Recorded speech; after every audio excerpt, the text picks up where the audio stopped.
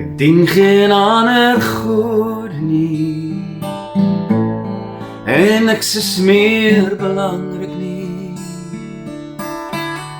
as dat U in my hart regeer. Daar is geen plek vir ander nie, voor U, o Heer, lê ek nou my lewe neer.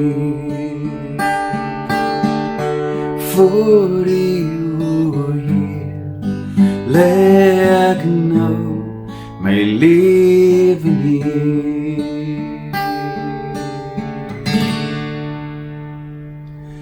Goeiemôre en welkom weer by ons reis deur die boek van Matteus. Wanneer ek en jy vanoggend weer die voorreg het om Jesus se woorde te hoor. Ons is in die laaste gedeelte van hierdie diep en insiggewende hoofstuk waar Jesus baie kosbare waarhede met jou en my kom deel het. Nou vandag is geen uitsondering nie. So kom ons lees gou vandag se teks uit Matteus 16 vers 26. Want wat baat dit 'n mens as hy die hele wêreld win, maar aan sy siel skade ly?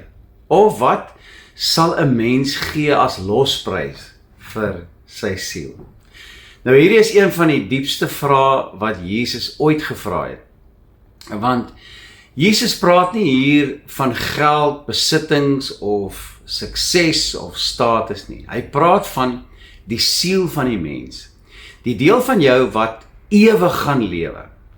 Ons leef in 'n wêreld waar mense alles najag. Meer geld, meer status, meer erkenning, meer invloed. Wat ook al. Maar Jesus vra, wat help dit jou? Jy kry alles wat jy begeer en wat jy kan vermag, maar jy verloor jouself in die proses vir die ewigheid. Jy kan suksesvol wees aan die buitekant, maar stikkend en verlore wees aan jou binnekant. Jy kan glimlag voor mense en baie mooi front voorsit, maar leeg en leweloos wees in jou hart. Jy kan applous van mense ontvang en baie geestelik voorkom, maar ver van God af leef en wees. Daar is mense wat hul gesinne verloor, terwyl hulle probeer om die wêreld te wen. Nog meer geld, nog meer status, nog meer eiendom, nog 'n fancier kar, nog meer status en aansien. Mense wat hulle vrede en hulle totale menswees verloor in hulle soeke en hulle obsessiwiteit vir geld en materiële dinge. Dan is daar mense wat hul verhouding met die Here so afskeep in die proses en uiteindelik verruil vir die tydelike plesier van die materiële. Sommige mense jaag hulle eie belang en raak soms verweef met dinge wat in hulle harte is wat verkeerd is voor die Here. En mettertyd verloor hulle passie en hulle sensitiwiteit teenoor die Here. Nou, oupa het altyd gesê, as jou gewete verkrag sal jou geloof skibreek lê. Wat Jesus vandag in wese vir jou vra, is terwyl die tyd so min is, en so vlietend is hier op aarde, spandeer jou tyd en jou energie op dit wat ewig is. Hy vra vandag vir jou en vir my, wat is die waarde van jou siel in die ewigheid? Jou siel is kosbaar.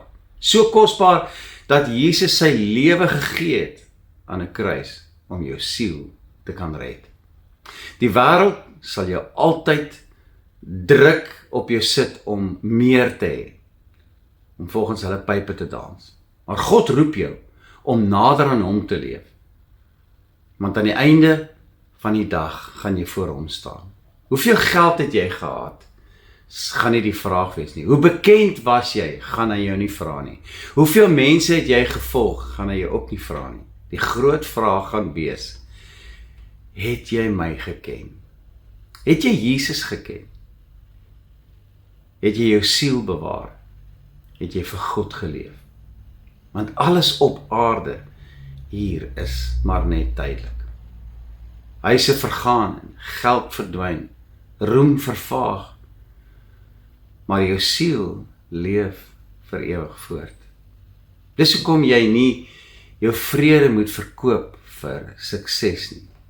Moenie jou integriteit verruil vir gewildheid nie. Moenie jou verhouding met die Here afskeep vir dinge wat nie ewig hou nie. Party mense probeer die leegheid vul met besittings, met verhoudings of met persoonlike prestasie.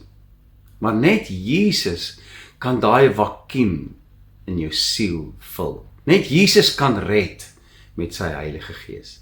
Jesus het nie aarde toe gekom om jou ryk te maak nie. Hy het nie gesterf aan die kruis sodat jy selfstandig en onafhanklik kan wees nie.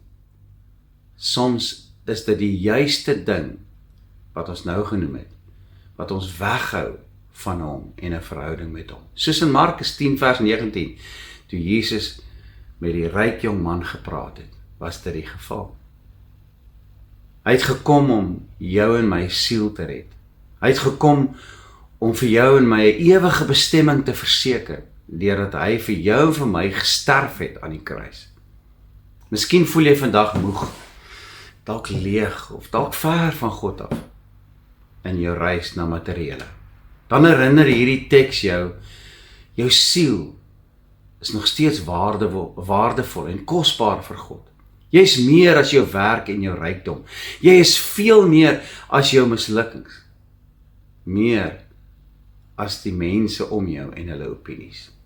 Vandag vra Jesus vir jou en vir my, wat baat dit jou as jy alles het of verkry, maar jou siel en jou saligheid lê daaronder en jy verbeur uiteindelik Jesus.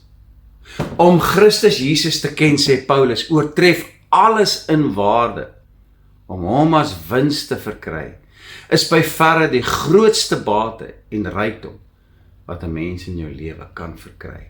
Want dit is ewig. Die Bybel sê wat die oog nog nie gesien het nie. Wat in die hart van die mens nog nie eers opgekom het nie. Dit het hy gaan voorberei vir die wat hom liefhet. Die wat hom elke dag kies en gehoorsaam is, bo enigiets anders op hierdie aardbol. Kies vandag vir God. Kies vandag vir Jesus. Kies weer sy teenwoordigheid. Kies weer dit wat ewig is en vrede bring in jou hart.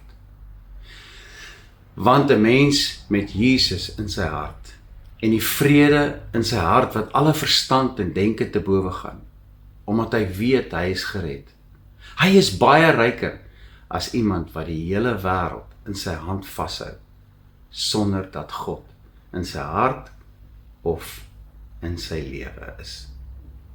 Mag hierdie boodskap jou vandag inspireer om opnuut weer, miskien voor jou Here, voor Jesus, op jou knieë te gaan staan in jou binnekamer en te sê, Here,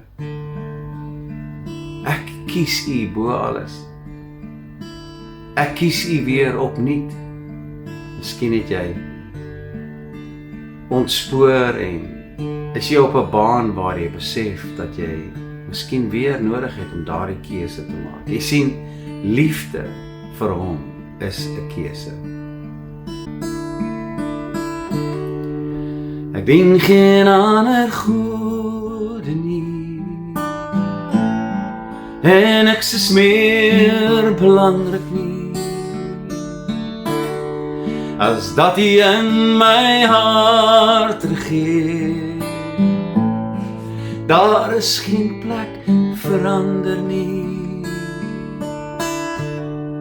vir U, o Heer, lê ek nou my lewe neer.